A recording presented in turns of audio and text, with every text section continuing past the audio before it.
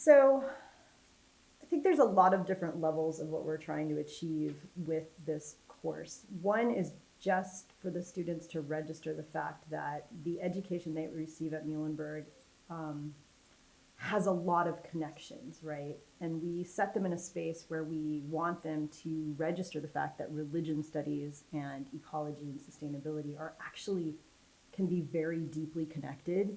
And that is a huge learning goal for the class. Then we take that ability to see a connection across different kind of pedagogical viewpoints or fields of study. And then we want them to register that another country has kind of a different set of ways of interpreting not only the connection between those two fields of study, but also kind of overlaid in a culture that isn't necessarily our own, but is also similar and different at the same time. And so registering all of that at the same time is challenging and what we're attempting to achieve. Yeah. Other pedagogical goals are a little bit more complicated. Like we want them to think interdisciplinarily or integratively between biology and religion studies. And that is much harder. That is hard for us. And we model the difficulties we have sometimes in wrestling those two perspectives into one holistic view of a problem or an issue.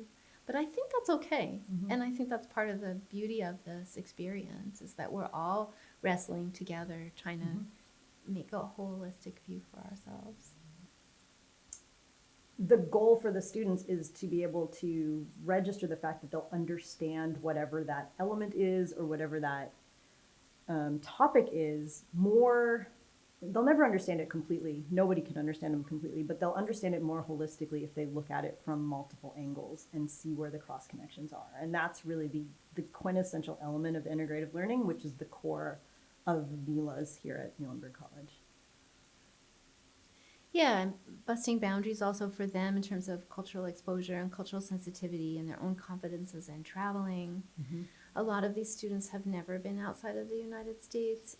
Mm-hmm. We did a little language training the last time we taught this course and took students.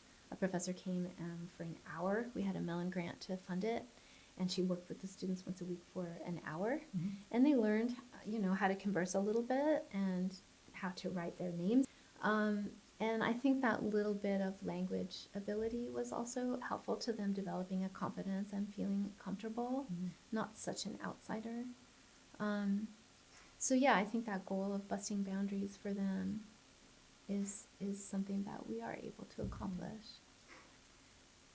So one of the places where the students were staying was in this mountain retreat with this religious practitioner. And he, in addition to running this retreat, was also a small-scale farmer and had a couple of plots for rice, and arranged for the students to actually get the experience of planting rice By hand. By hand, feet gooshing in the mud, tadpoles circulating around their toes. And I think that was pretty eye-opening to see the way it's frequently done in Japan because the plots are very small. He was so moved by that he actually arranged to actually stay in Japan longer and continue to have these agricultural small-scale experiences with this particular practitioner kind of as a contact point in the little tiny village. What is it, maybe 300 people in really rural Japan?